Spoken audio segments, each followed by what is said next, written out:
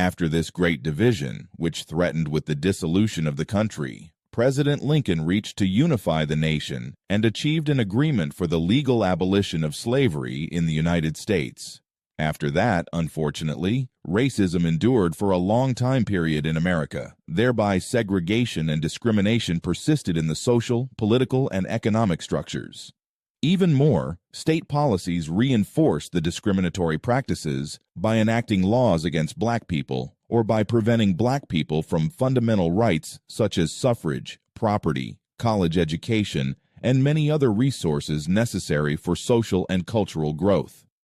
This situation resulted in the appearance of racist radical groups such as the Ku Klux Klan in some southern states with significant black populations such as Alabama and Georgia, and it gave origin to infamous racial segregation practices all across the USA from the late 19th century until the mid-20th century. Certain dominant groups were frightened about losing their status and power based on an unjust social system, so the elites promoted racial segregation, understood us, the practice of restricting people to certain circumscribed areas of residence or to separate institutions, e.g. schools, churches, and facilities, parks, playgrounds, restaurants, restrooms, on the basis of race or alleged race. Racial segregation provides a means of maintaining the economic advantages and superior social status of the politically dominant group, and in recent times it has been employed primarily by white populations to maintain their ascendancy over other groups by means of legal and social color bars.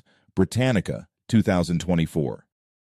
Some segregation policies were official, others were just informal, socially imposed and implicitly accepted. All of these marginalization practices produced insecurity, poverty, and precarious life conditions for black people, confined to unserved neighborhoods in dangerous cities. As a response, the civil rights movement arose from the South, and black activists started a struggle against those unhuman racial models. Then, personalities such as Martin Luther King, Angela Davis, Muhammad Ali, and other black people's rights advocates emerged to the political arena in the United States. That is how the National Association for the Advancement of Colored People, NAACP, gained popularity among the excluded ones, and they reached to promote a public agenda for the recognition of black people's dignity and rights. By the same time, radical, even violent movements such as the Black Panthers surged as a response to white violence and privileges.